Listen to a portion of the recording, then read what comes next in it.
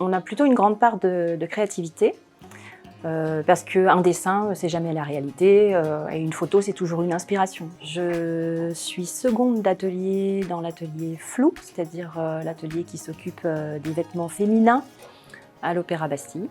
Là, je travaille sur Don Quichotte.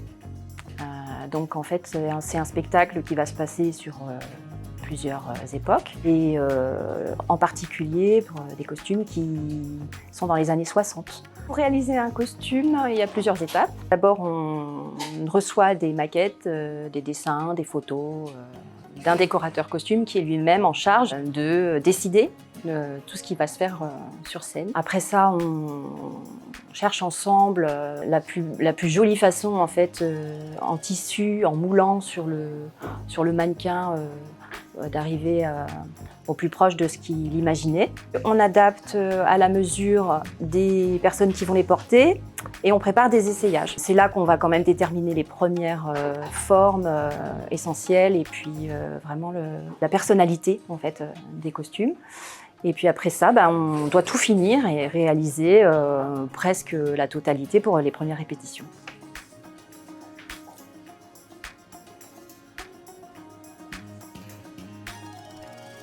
Ici, on est dans un lieu qui s'appelle la Tissuthèque et qui est un endroit où on stocke énormément de tissus, soit des tissus neufs, soit des fins de tissus qui ont déjà servi pour d'autres opéras il y a très longtemps. Et pour le spectacle que je suis en train de faire en ce moment, on a énormément pris de ces tissus sans en racheter d'autres. Donc on a utilisé au maximum ce qui existait. Nous, pour Don Quichotte, là, ce que je suis en train de faire, c'est des costumes exclusivement de chanteuses. Donc déjà, elles ne vont pas bouger comme des danseuses. On a trouvé que des matières qui ne sont pas extensibles, évidemment. Quand la dame a les bras baissés, on ne voit pas, mais qu'elle va pouvoir lever les bras très haut.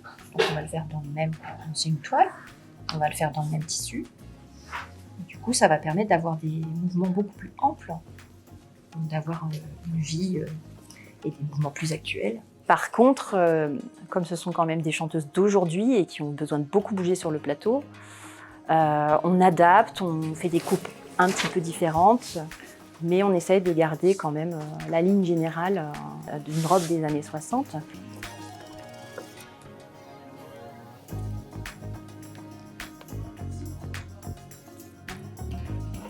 Quand on travaille dans des équipes comme ça où il y a des personnes plus jeunes, c'est évident qu'elles n'ont pas tout appris et que le plus gros de l'apprentissage, c'est vraiment sur le terrain. Les costumiers, on a quand même une formation de costumes d'époque anciens, avec des techniques de structure, de la corsetterie, du corps baleiné, de la crinoline, du panier, des vertugadins, plein de choses qui font que on peut justement se dire « Ah, c'est un costume d'époque ». Nous, ce qu'on sait, on leur dit, on leur donne, mais en même temps, comme on travaille aussi avec beaucoup d'intermittents du spectacle, il y a aussi beaucoup de gens qui ont appris des choses ailleurs, qu'on ne connaît pas forcément, et qui peuvent nous les dire aussi. Donc en fait, c'est un échange au bout d'un moment. Il y a une histoire d'âge et après, il y a une histoire de nourriture qui s'est faite d'un côté et de l'autre et qui va un petit peu se croiser.